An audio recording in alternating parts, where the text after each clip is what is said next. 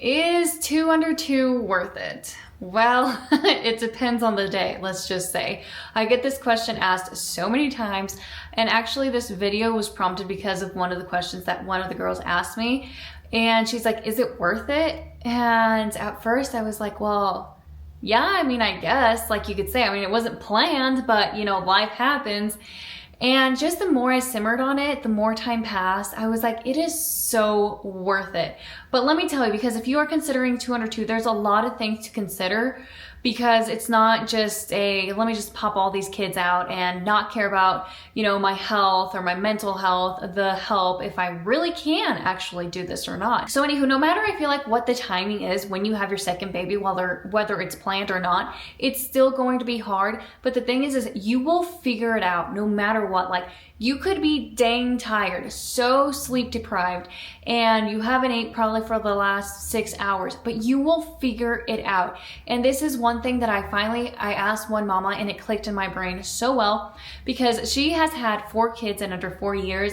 Her first set is twins, and then I think it was like 20 months later, she had another boy. So she had, like, you know, the 2 under 2s and 3 under 3s and whatnot for a long time. And I asked her, I was like, how do you do it? Because I feel like I went from 1 kid and then my second, and then it feels like I have 1,000 kids. I was like, what do you do? She's like, you just figure it out. She's like, there's nothing really that I do. She's like, you just figure it out. And ever since then, I'm like, that is so true. I'm like, no matter how hard it is, how hard the day's been, how whiny the kids have been, you just figure it out, and tomorrow will be another day, and you just hope it's better. But is it worth it? So there's a few things that you do have to consider if you are wanting to, or if you are currently pregnant with your surprise 2 under 2. And well, I mean, if you're pregnant, I guess wait for the pros, okay? But if you're considering it, the first thing you should consider is, have you had complications, or did you have complications in your previous pregnancy? And this is probably the biggest part in considering into having another baby so close to your first one. And this is because the second one can bring in more complications, or the complications can become more severe. Now, I actually ended up getting with having severe postpartum preeclampsia and hypertension. With my first one, the hypertension set in a little earlier, and then we ended up with postpartum preeclampsia. With my second one, I got postpartum preeclampsia again, but it was way more severe, where my blood pressure was way higher than it was the first go around. So this is a lot of stuff to consider, because you also have to consider that if you have, you know, a lot of complications in your first pregnancy, you don't know how your second one can go. It can go so smoothly, or it can go where you have to be on bed rest throughout your whole pregnancy, and then you have this tiny old baby that you still need to take care of. I feel like that would add so much stress that I could not even imagine. But yeah, and I mean, I guess if you've had complications beforehand and you're pregnant, I mean, trust in God, everything will turn out so good. And although I do not miss being pregnant, because I was like, this is so hard, it was so worth it. Like, it's just so much fun. I cannot, like, life is so fun. Let me just tell you, 2 under 2 is so fun. Maybe not the first few weeks, maybe not the first few months, but it will turn so fun. The second thing to consider is, do you have the help? Do you have the help where you can reach out and be like, hey mom, can you come help me? Or can a friend grab you dinner or bring you meals? Someone can set up a meal train, etc. Consider that. And even if you don't have the help, I don't have the help, and it's fine. But I will have to say, my friends took really good care of me. God bless them. I had meals for 1 month. And I could not have survived without them. It was insane. I just told Trevor, I'm so lucky. And if you have the help, it will make it so much easier. But also, while I did get the meals or whatever, I didn't have somebody to be like, when it was really tough, for somebody to just drop everything and come over and help me. But you will figure it out, literally. Whether or not, you're gonna figure it out if you have the help or not. But it would be, you know, lots of help if you do have the help. How is your mental health right now? Do you feel like the postpartum depression, anxiety got to you pretty good? Do you feel like you're kind of still in the clouds, but you're kind of considering a 2 under 2 because you just really want another baby? Really analyze your mental health, because adding another one, it will feel like you're adding 10 more for some odd reason.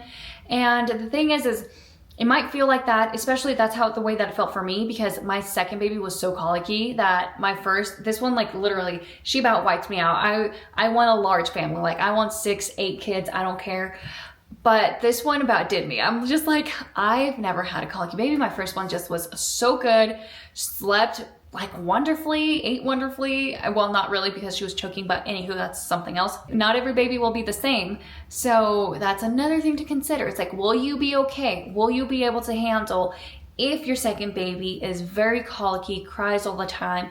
Like, you just have to prepare for that. And that's something I was not prepared for. So now I tell moms who tell me like, would you do it again? I said yes, because I say yes now because I was able to go through the colicky phase, and I'm like, if it comes again, girl, I got it, no worries.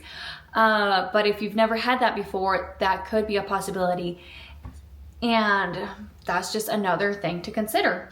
This is, I feel like, just such a big thing nowadays, but I have to add it in here, even if you're not this type of person. But are you okay with not having me time or downtime, etc.? Because up until now, their naps don't align. So I'm always on mom mode no matter what, because whether my youngest one is napping, my oldest one is up. When my oldest one is napping, my youngest one is up. So it's mom mode literally all day long, and then still all night long, because my youngest one still wakes up around 2 times a night. And so does my toddler. Like, she still wakes up, still needs me, and that's completely fine. I don't mind it at all. Whether I am not the type of person that wants the me time, needs the me time, I guess, because I love this chaos and I wouldn't change it for the world. It's just, sometimes it can get draining where you're just like, I just need a moment. I just need a moment because the girls have been crying, whining all day, that it's just, it is what it is. You know, you just want that moment, but it will be very rare. But when it's rare, enjoy it. Just, I don't even know, throw a party, I guess, because it will happen, but it's not very often. Now, the pro thing, I guess, when you have 2 under 2 is that within time, because mine are 14 months apart, their naps are going to start aligning in together, so they can just take one big old nap together, and I will have the me time. Everything comes in seasons, and that's one thing you always have to think about. Is this just a season of life? It's not going to be like this forever. And while it's hard now, it doesn't mean that it's a bad thing. You know, it's hard.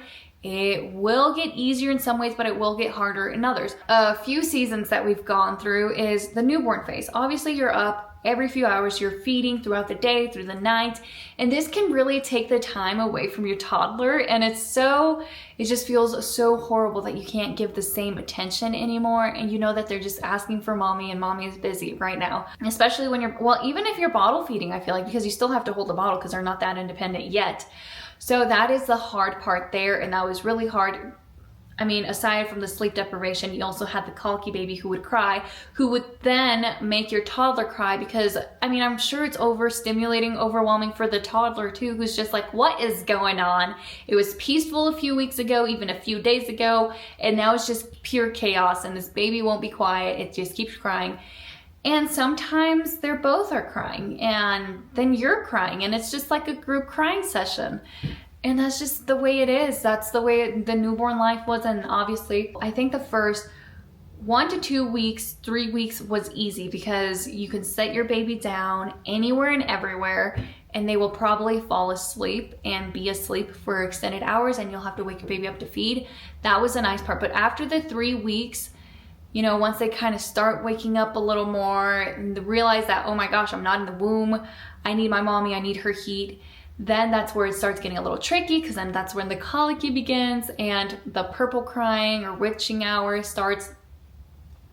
And that can get very difficult, and that's another season of life that you're also going to have to prepare for.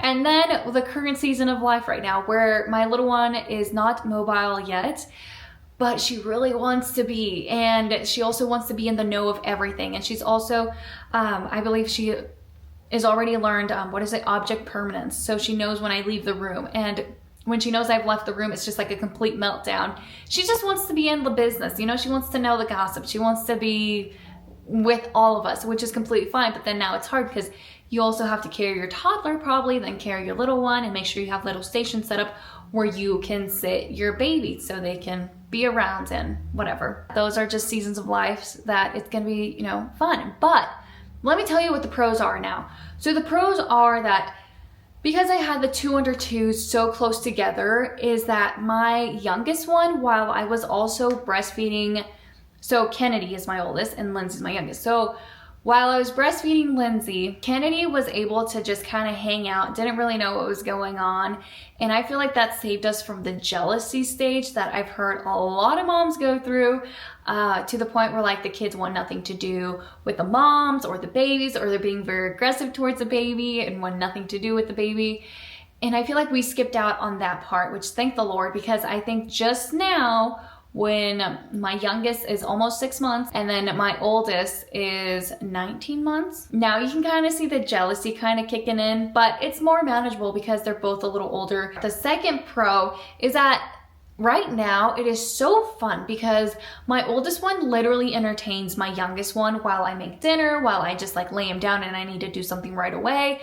And it is so funny because she really tries to make my youngest one laugh or yell or do whatever. So she's like being goofy, or she'll like bring her toys, and it's just this constant entertainment. And I feel like the more stout or sturdier, mobile my youngest one gets, they'll be able to interact a little more, and then it will just be a little fun crew where they're fighting and laughing and crying. And that's what's been so fun, because while my attention has been split up, I have provided them, which is, this is another pro, I have given them or been able to provide them. Okay, I know I look like a total Looney Tune right now, but I just had to pop in because every time I watch this part, it bothers me so much how I said, I have, no, God has. Who do I think I am? Oh my gosh, it just bothered me so much.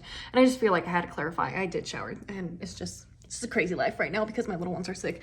But yeah, I didn't provide anything. God did. Something that I cannot give them, which is the friendship, the closeness. And now obviously this is not a guaranteed thing, nor should it be like, oh, if I have 2 under 2, they're like for sure gonna be besties for the rest of their life. Obviously not, because it just may or may not work like that. But at the moment, they're able to give each other, you know, that support, the giggleness, the silliness that they want and they need to stimulate themselves for developmental reasons, etc. This is a pro that, well, this is something that some people might think it's a con, but I think it's a pro, is that it literally will force you to slow down. It doesn't matter. It forces you. It forces you to focus on what really matters. And it's because with your first one, you were able to like clean the kitchen, keep the house clean, whatever. With your second one, it's just like, you literally have 1,000 kids. I don't know what it is. Another pro is that you will start coming up with systems, which has been so stinking fun. And this is in a video that I made or will be uploading, where it's called like Simplifying Motherhood, essentially. And you just come up with systems. Okay, how can I be more efficient at XYZ? Well, what if I do this? And it's just fun to plan your life. And I know for a lot of people, it's just like, you feel like you're losing yourself. You are just in this new era where you just are probably not enjoying it, and that's okay. But the fun part about it is you get to construct this new life around, you know, your kids, your family, and every day's new, and sometimes something won't work out. So hey, let's pivot and try this. Or let's declutter, let's begin minimalism, let's begin simple living, let's begin cooking at home more often so I can provide my kids. That's like what the pros about having children is that it kind of just makes you double think about the red 40s, the dyes, the processed foods, or just like what the real meaning of life is. What do I really want to give to my kids? That's a pro that I feel like is so amazing. Now, let's move on to the cons. The cons is, like I said, the me time. You will not get a lot of that. But if you're okay with that, that could be a pro. If you're not okay with that, that's definitely a con. And I would probably not consider 2 under 2 because it is really hard. Unless you have the help, then it might not be that hard. But you really won't be able to do that much. And sometimes bedtimes don't go as you planned, so you don't get that evening me time. And sometimes you're too exhausted to wake up earlier than your kids in the morning to get that me time too. So it's hard, but it's just a season also. The first few weeks, second con, is that the lack of sleep, man, that can get you real good. And it's hard because you still have to provide some energy from your reserve to your toddler, right? Because you still want to give the best of the best to your toddler and to your newborn baby, but it's just like you're on the clock all night long. And that's what's hard, you know? It's just the sleep can really mess with your mental health, with your stress levels, and your overall just mood. And sometimes it just feels so horrible to feel like kind of in that cloudy just state of mind, because I remember when I was going through it, it just felt like a fog, and I feel like I couldn't speak well, like sentences, words, I couldn't form them because I feel like it's just sleep deprivation. And I would try to give everything to my kids that like when Trevor was home, I'd be like, I really just don't want to talk. I just want to sit and stare at the wall. I don't even care if the TV's on or not. I just need to do nothing, essentially. It's a wild, wild cloud, but it's fun. It's weird. It gets fun, I promise you. Like the cons aren't as bad as a lot of people make it be. The division of attention, that is a hard one that I think even to this day is kind of, oh man, like you really want your one-on-one with your toddler, but especially if you're nursing, you can't leave your youngest one yet, or it's just situations like that, you know. You could really miss out on the help because you're nursing your little one, unless you want to pump, you know, give them a bottle, that's another thing, but the division of attention is hard. And even to this day, like sometimes I will go to bed and be like, oh, I could have given more attention to my toddler, or oh, I could have given more attention to my youngest baby. Or honestly, sometimes it's both. And you just feel inadequate. Is it adequate? Yeah, inadequate. One of those words. Like you just feel kind of like, I don't want to say failure because I don't feel like a failure, but I feel like I could have done a better job, if that makes sense. A division of attention sometimes is a con for me still. But yeah, it's so much fun. If you are really considering it, you just make sure that your overall health is amazing, not amazing, like just okay. And that you have the help if you need it, because you just never know what type of baby you're gonna get. And those are just a few pros and cons. Like, I mean, the list goes on, but everybody's lifestyle is different. Everybody's situation is different financially, with family, with home, mental, body, that this is just kind of a general thing. So anywho, I hope you guys have enjoyed watching, and I really hope if you're considering 2 under 2, it is going to be fun, I promise. The first few weeks you're gonna be like, what have I done? But it will slowly and slowly and slowly get a little easier, I hope. But anywho, yeah, I hope you guys have enjoyed watching this video, and I will catch you guys on the next one.